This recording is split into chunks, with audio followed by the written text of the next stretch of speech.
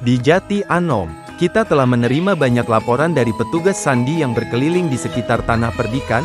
Ki Untara berhenti sejenak. Tatap matanya belum beranjak dari punggung para petani yang berjalan meninggalkan barak pasukannya. Kemudian dia berkata lagi, sejumlah orang yang terbagi dalam kelompok-kelompok kecil telah memasuki menoreh. Dia mengerutkan kening sambil menunggu Sabung Sari mengucap kata-kata. Namun orang ditunggunya untuk bersuara masih terlihat memijat kening.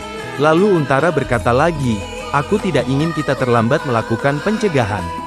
Tetapi apabila mereka tahu pergerakan Mataram, bisa jadi dan boleh jadi, mereka menjadi buta ketika menyerang. Seperti pembakaran pasar dan pemukiman. Keadaan semacam itu tentu sangat mudah mereka lakukan. Sabung Sari mengangguk, dia mengerti alasan pemimpinnya namun satu atau dua ganjalan tiba-tiba muncul dalam hatinya. Dan di mana mereka menempatkan diri, tentu bukan sesuatu yang mudah dilakukan oleh orang yang tidak terlatih. Menyembunyikan sekelompok orang dalam jumlah besar walau terpisah, sedikit orang yang dapat mengatur siasat seperti itu. Ki Patih Mandraka, Raden Atmandaru dan Ki Untara adalah sebagian kecil orang yang mampu melakukannya. Dua nama adalah sebuah kemustahilan jika berbalik punggung. Sedangkan Raden Atmandaru telah jelas letak kaki dan tangannya, tetapi siapa orang yang berada di bawah kendalinya, gumam hati Sabung Sari menggema dalam kesunyian yang menghampiri mereka berdua. Aku pikir kau mengerti dan mungkin telah mempunyai dugaan mengenai keberadaan orang-orang itu di menoreh. Tatap tajam Ki Untara beserta kalimat yang dia katakan dengan tegas mampu menembus dada Sabung Sari.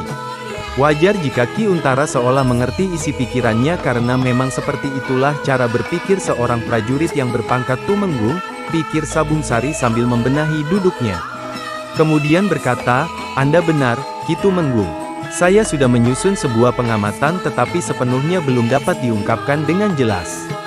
Kemudian Untara bertanya, adakah engkau tengah menanti sesuatu? Sabung Sari mengangguk. Laporan yang disampaikan oleh para petani seolah menjadi pembenaran dari sebuah firasat atau dugaan, ya, tepatnya sebuah dugaan. Katakanlah, perintah Ki Untara. Bukan kebetulan, sahut Sabung Sari, atau, saya pikir tidak mungkin ada kebakaran yang terjadi bersamaan dengan perkelahian di rumah Ki Rangga Agung Sedayu tanpa disengaja. Dugaan saya adalah ada penggerak yang mumpuni hingga kita mendapatkan berita bahwa Ki Rangga bergeser menuju Sangkal Putung bersama Ki Swandaru. Dan tentu saja, segalanya adalah serba mungkin. Meskipun telah mempunyai perkiraan mengenai jalan pikiran anak buahnya, tetapi Untara memilih untuk menunggu. Adalah lebih baik jika ia mengungkap isi pikirannya sendiri. Sabung Sari harus mampu membuat kerangka yang runut dalam setiap siasat. Jika ia telah memikirkan itu, pikir Ki Untara. Sejauh tinjauan Ki Untara terhadap kemampuan Sabung Sari, maka sejauh itu pula ia telah menganggap Sabung Sari telah meniti jalan yang tepat pada jalur keprajuritan. Bahkan muncul semacam keyakinan dalam hati Ki Untara tentang masa depan anak buahnya yang sepantaran usia dengan Agung Sedayu atau lebih muda sedikit. Kalimat Sabung Sari yang menggantung sudah pasti akan mengundang tanya jika ada orang lain selain mereka berdua. Dan rupanya Sabung Sari memang sengaja tidak melanjutkan kalimat. Ia berhenti ketika selintas pikiran terbit dalam benaknya. Ki Tumenggung, kata Sabung Sari kemudian, apabila Ki Rangga mengejar hingga menyeberangi Kali Progo, itu dapat dipastikan ada alasan yang sangat kuat. Dan saya pikir, itu bukan sekedar kebakaran atau perkelahian yang terjadi di menoreh. Semacam keraguan berada di hatimu. Anak muda, tegas Ki Untara setelah melihat sorot mata Sabung Sari. Prajurit tangguh itu mengangguk lalu bertanya, adakah sesuatu yang sangat berharga bagi Ki Rangga Agung Sedayu selain keluarga dan Mataram? Apakah engkau menduga jika benda itu adalah kitab Kiai Gringsing? Ki Untara bertanya balik. Tiba-tiba pokok bahasan mereka beralih saat seseorang berderap cepat dengan raut wajah sungguh-sungguh. Paman, desis Ki Untara, mungkin beliau telah mendengar kejadian di sungai. Sabung Sari mengangguk ketika melihat Ki Widura berkuda memasuki halaman rumah Ki Untara. Jarak Ki Widura hanya sebentang tanah lapang yang menjadi batas rumah Untara dengan jalan besar, tetapi keadaan itu tidak dapat dirasakan oleh Paman Agung Sedayu. Ia merasa seperti menempuh perjalanan panjang untuk jarak selemparan anak panah itu. Wajah gelisah Ki Widura terlihat jelas saat berada lebih dekat dengan Untara. Keresahan tidak dapat ia sembunyikan dari dua pandang tajam Senapati Mataram yang duduk di beranda. Ki Widura memang telah mendengar kabar perkelahian antara beberapa prajurit Mataram yang dibantu oleh para penggembala melawan 3 orang asing. Mungkin ia telah mengetahui latar belakang perkelahian. Mungkin ia telah mengerti alasan kehadiran 3 orang asing di Jati Anom. Atau mungkin ia mengetahui sebab-sebab lain yang tidak diketahui oleh Ki Untara dan Sabung Sari. Sementara keadaan di barak pasukan Mataram saat itu tidak begitu banyak mempunyai kesibukan. Meski beberapa orang hilir mudik, namun mereka adalah anak buah Sabung Sari yang sedang bersiap menuju sungai.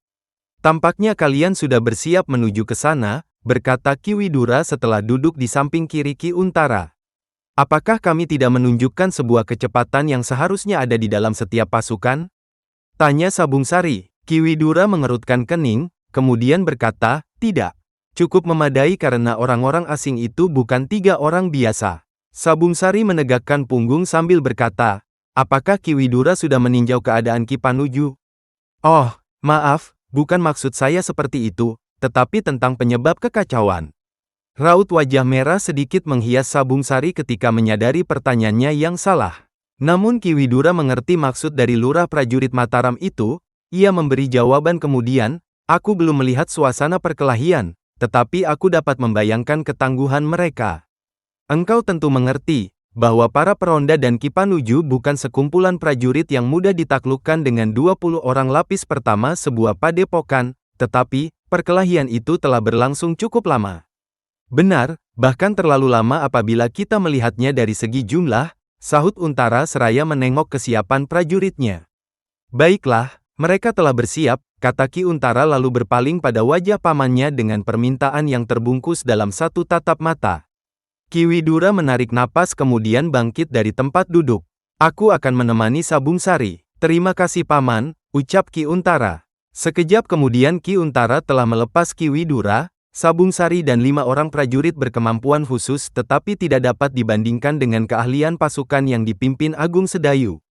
Walaupun begitu, penguasaan ilmu mereka sudah berada di dalam lapis kewajaran untuk ukuran pasukan yang berjumlah cukup besar.